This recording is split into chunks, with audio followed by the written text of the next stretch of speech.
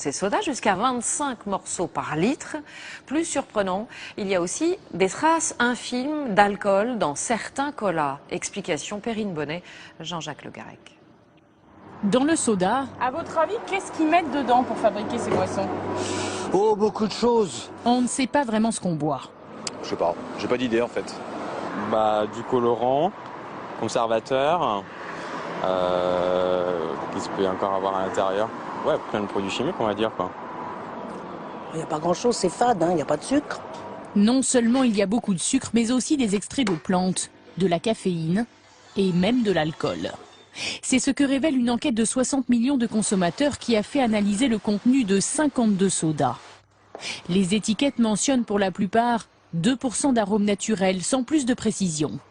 Les scientifiques de 60 millions, eux, ont repéré des extraits de cannelle, de noix de muscade, d'agrumes et de baume du Pérou. C'est une famille de substances chimiques qui sont des terpènes. Et ces terpènes sont potentiellement allergènes. Donc ça peut poser des problèmes, en particulier à des enfants qui développent des allergies. 3 références de cola contiennent aussi des taux de caféine supérieurs à 100 mg par litre.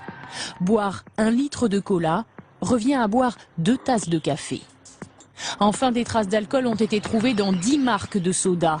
La quantité varie de 10 à 272 mg par litre, soit un taux d'alcool de 0,03%, faible mais présent.